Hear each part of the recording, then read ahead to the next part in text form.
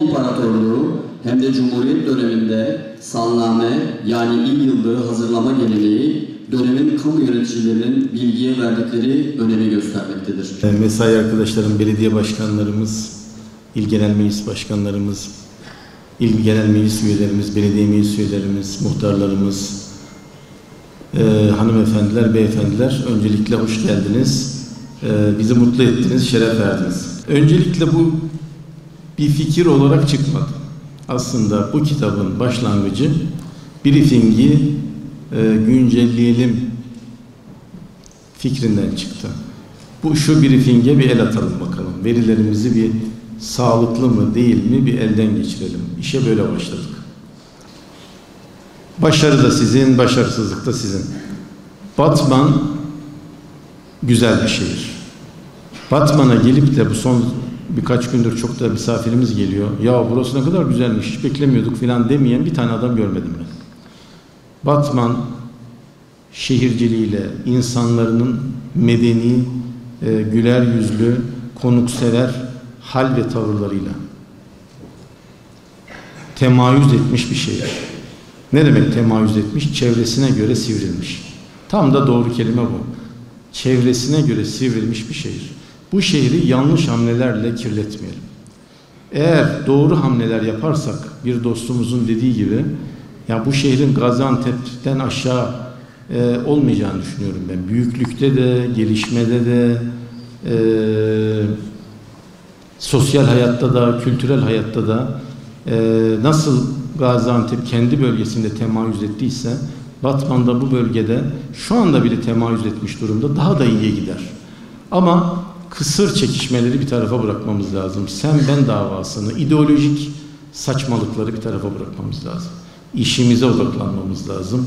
Üretmemiz lazım. İşimize odaklanırsak, üretirsek yolumuz açık. Benim yaklaşımım bu. Bugün itibariyle bir yılı doldurdum. Bu süre zarfında hep bunları gördüm. İnşallah katkımız olur bu şehre.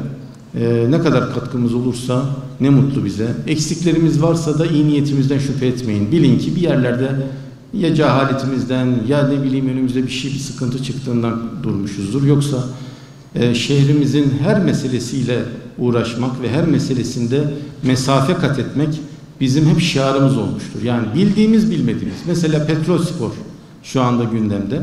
Bilmediğimiz bir konu. Abdülkadir Bey nerede? Burada bak. Topu görsem diyor, karpuzdan ayıramam diyor.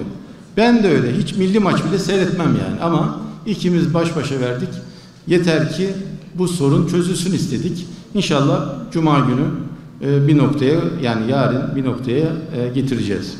İşte anız dediler. Ben görmedim. Yani ben geldiğimde geçen sene anız yangınları bitmişti. Yaz dediler ki anız mevsimi geliyor. Burada nefes alamayacaksın dediler. Dedim ki ne demek ya, böyle bir saçmalık mı olur? Bu konuda çalışalım. Çalıştık, uğraştık, didindik. Bizden önce yapılanlar çok sağlam bir temel oluşturmuştu. Onun üzerine biz de bazı binalar inşa ettik. Diyarbakır Valimizin, Bismil Kaymakamımızın, Bismil'deki ilçe başkanımızdan oradaki tüm yetkililer, herkesin çok büyük destekleri oldu. Bakın Ekim ayını, değil mi? Fena geçirmedik yani. Böyle bir kül kokusu çok fazla duymadık. Yani yapabildiğimiz kadar sorunları çözmek için gayret ediyoruz.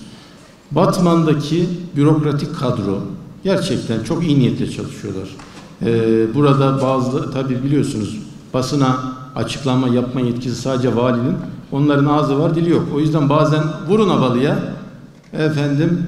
bazen böyle çok hak etmedikleri eleştirileri de alabiliyorlar. Ama şunu söyleyeyim, arkadaşlarımız iyi niyetle çalışıyorlar gerçekten. Eksiklikleri var mı? Hepimizin var. Ama üzerine koyarak gidiyoruz. Eksiklerimizi de hızla tamamlama yolunda gidiyoruz. İşin işte siyasi boyutu elbette var. Milletvekilimiz, il başkanımız Ankara'da kapı kapı geziyorlar. Destek alıyorlar abi. Mesela şimdi hiç sporu koymadık mı ya? Ya da buraya mı koymadık? Mesela Gençlik Spor Bakanlığı'ndan çok ciddi destek aldık. Şimdi yakında Spor Toto Genel Müdürlüğü'yle bir protokol imzalayacağız. Ve 12 milyon lira artı KDV, yani yaklaşık 15 milyon liralık spor tesislerini Batman'a kazandıracağız. Yani müthiş bir şey bu. Sağ olsunlar yani bu ödenekleri çıkaranlara teşekkür ediyoruz.